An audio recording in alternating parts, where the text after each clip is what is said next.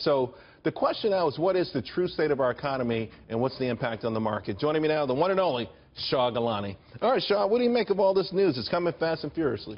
Well, it looks good on the surface, but I don't know how deep it goes. In terms of the consumers, the condition of consumers, yeah, there's a lot of leverage going on there. I mean, buying is one thing, buying on credit is something else altogether. So I'm not highly confident that the economy being driven by consumer spending is a good thing because of the leverage.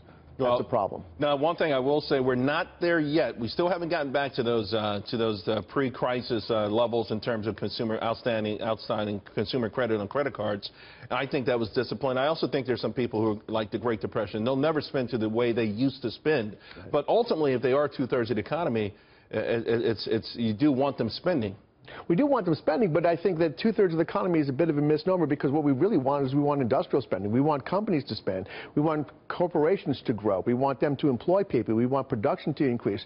And, of course, that has to increase because there is spending. But I think, you know, it's a kind of chicken and egg. If we get the production to increase, then people will have more jobs. There'll be more money in the economy, and there'll be more spending. And to your point, that's a more virtuous cycle. It is more of a virtuous cycle. That's not materializing. I think we got 5 months in a row where the durable durable goods investments from corporations terribly negative. Terribly negative. Yes. Gone straight down the slope. All right, the banks, stress tests, pass for flying colors. Okay. I think the stress test is a little bit of a joke, but nevertheless, they got the green light. I mean, these are some huge buybacks. $8 billion worth of stock, $10 billion worth of stock. I mean, these shares are starting to move up. I'm not in the banks. I know you made a killing on shorting the British banks. Can the American banks lead the market higher? I don't think so. I think they would like to. I think the powers that be would like the public, the investing public, to focus on the American bank and say, look, the situation here is good. The banks are prosperous. They're lending. They're making money, but they're not lending as much as they should. They're not making. Their net interest margins are not increasing.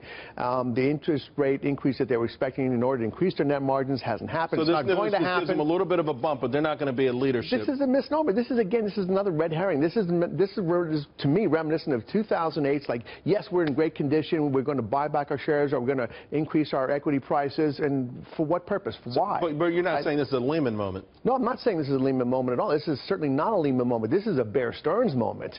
This is like the spring of 2008 when Bear Stearns went under and everyone thought, oh my gosh, they took a deep breath and said, this is past.